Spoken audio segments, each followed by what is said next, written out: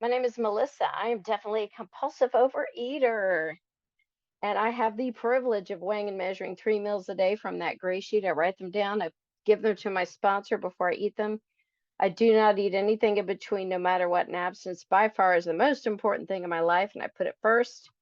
And by the grace of God, since October 10th of 1995, I say that just to say it's possible because believe me, I feel like I shot out of the womb as a voracious eater, a nonstop eater. Um, so a little bit about what it was like. I have a lot of addiction in my family, so I certainly came by this honestly. I am in 6 12-step programs, but this is the first one because I could get my hands on food at an early age. I remember that my grandmother, I'm from Dallas and I was born and raised here. I was born very shy and the middle child. Everything they say is true about middle children. Anyway, I just had this memory the other day that I was very young and my grandma kept a bowl of the like Halloween bars, on the top of her refrigerator all the time. And I remember I climbed up there and got it. And one of the first times I knew that the way I ate was like abnormal was that I ate at least four of them in a row. And I looked up and just the look on her face, like, what is wrong with you? And that grandmother, till she died at age 96, was still like, all things in moderation. Well, that's a lovely idea. I love the idea. But I am a too much or I'm an all or nothing person. So I started to realize that and yes, it was the outer manifestation of my weight, but it was more, I just noticed that other people were not obsessed about food the way I was. And then they weren't obsessed as much about, as, or so it seemed, I'm not in their heads, about their bodies and about, like, I would have a girlfriend and she would take one bite of something, a huge sweet thing, and go, ew, I'm full, and throw the rest.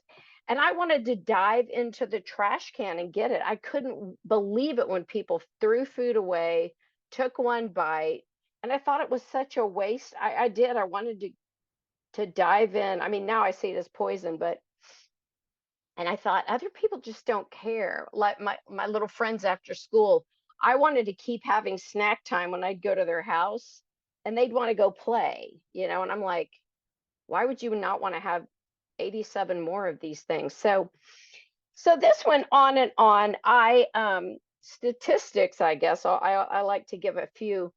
Let's see. I'm 50. I'm almost 56 now.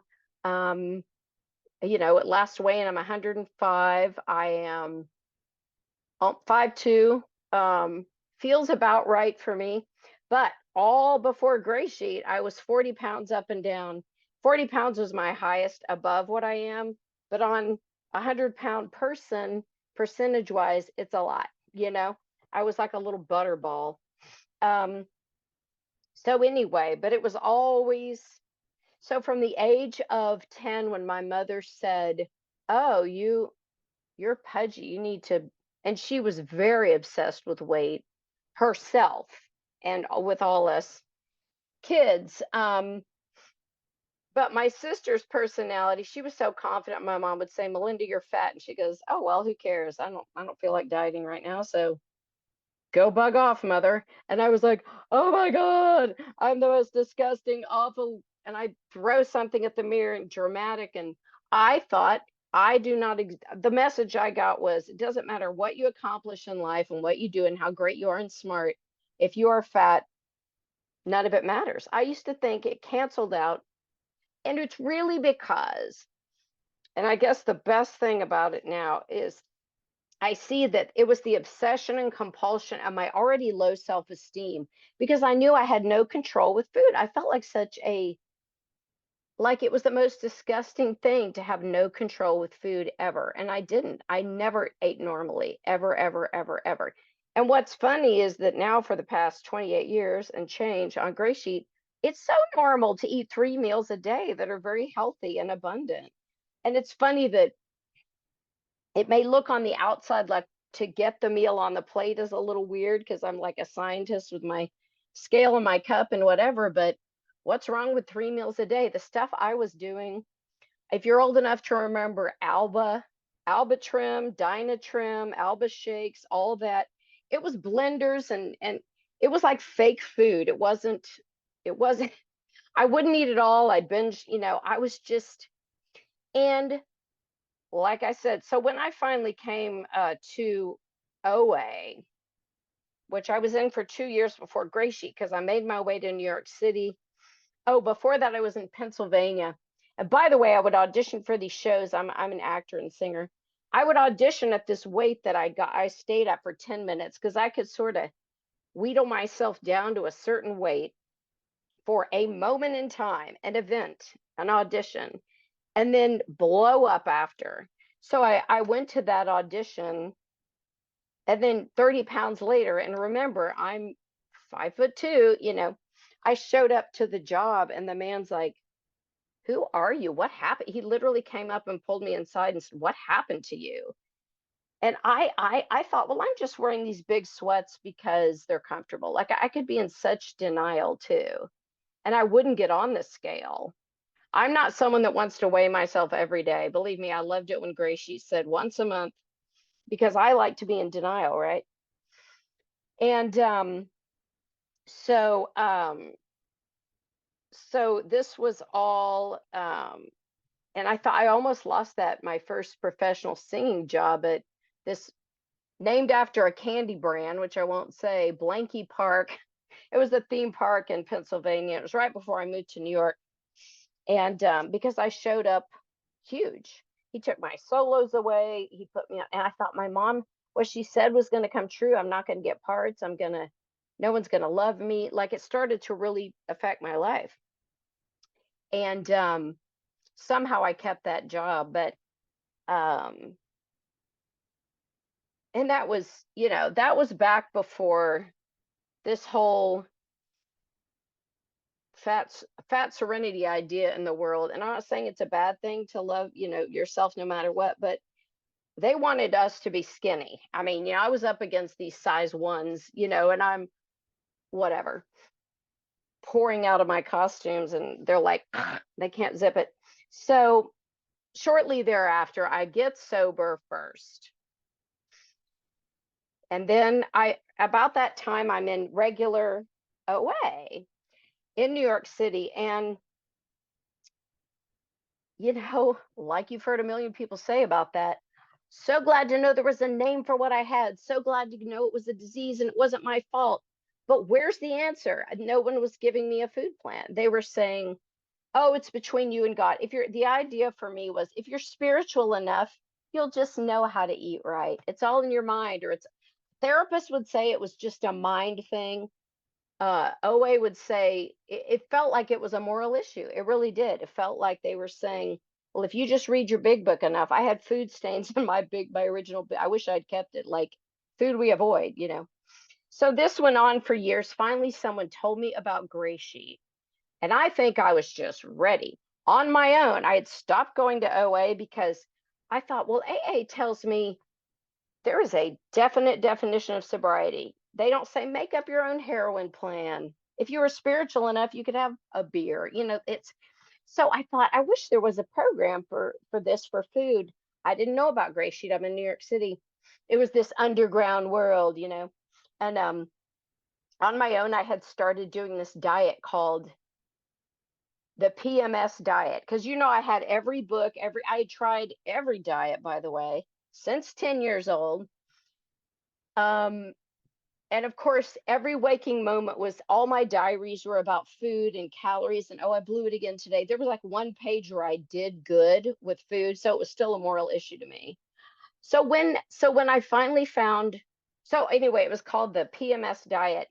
And it was saying, okay, ladies, for a few weeks during your month, eat this way. And by the way, it was exactly like Gray Sheet.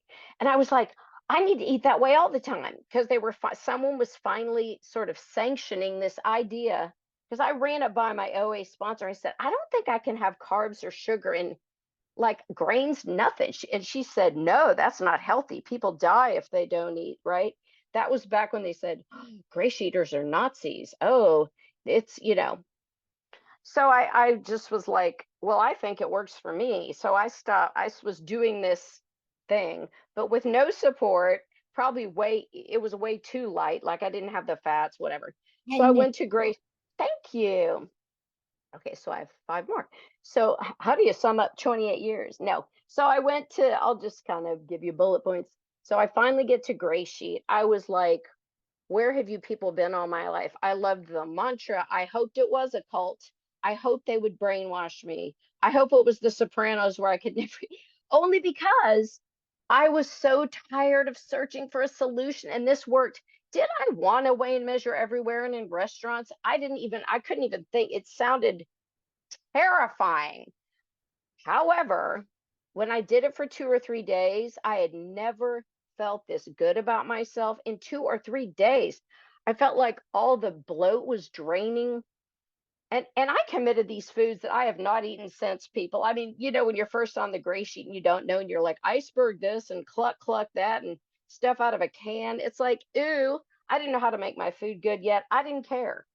The freedom, and not only in my body, the cravings left me immediately. I swear they did.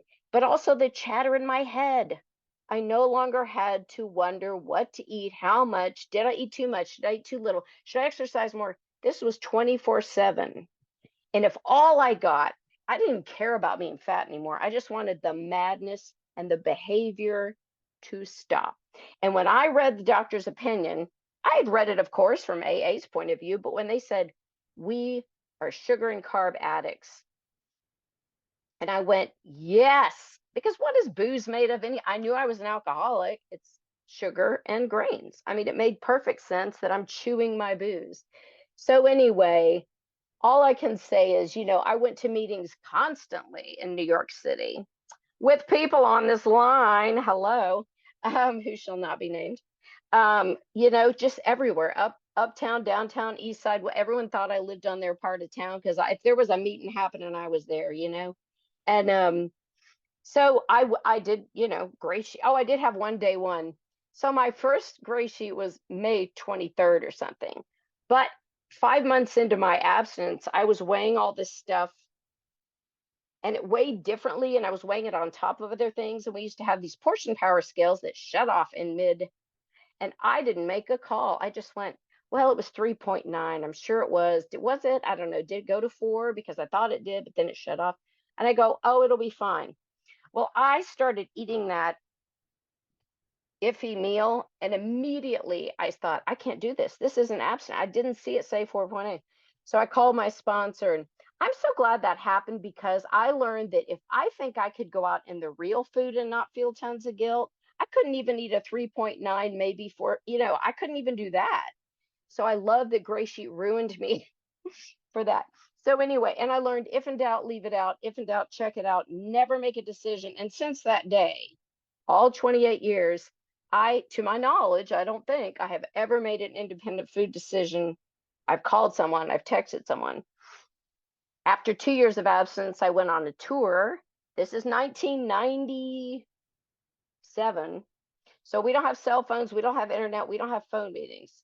So when people think it's hard to be abstinent now, I feel like an old person. I walked through the snow uphill 12 miles. No, but we had phone cards at hotels. It was a bus and truck, no microwave and no refrigerator for 6 months.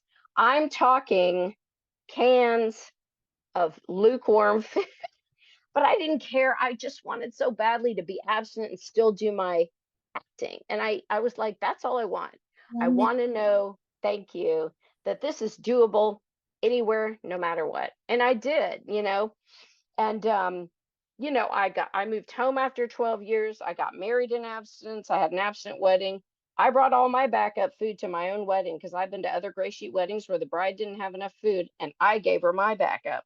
And people laughed at me for bringing it, but I did. So I learned, I just do what I do and I still do. I still call my sponsor. I've done a million step studies. I got divorced in abstinence. I had two more what I call not lifelong relation. I don't like to say failed, learning relationships before now. Finally at 52, I met a man who's got 19 years sober. I was with all the active addicts. That's not really good, huh? So that forced me to join Al-Anon, which has been another amazing. It's kind of like when you're a gray sheet man or woman, you are forced in a good way. It's the best self-assertive course I've ever taken in my life. Because if you can fight for your absence Yes. every day at every meal, thank you, it's time, then anything else is possible. You know, I mean, my dad died, my grandmother died, my brother-in-law died in 30 days time. Did I eat? No, because we don't eat. Really, we mean it when we say no matter what. Like, because I'll end with this. Every reason was a reason to eat. And I've seen people in here go through everything and not eat. So, and way worse than anything I've even dreamed of going through. So that's what's cool about this community. And boy, is this community there for you every time. It's amazing. So I'll be quiet now. Thank you so much for asking me, Tess. And I love this. I love Gray Sheet more than I ever have. It never gets old. My food is delicious. Goodbye.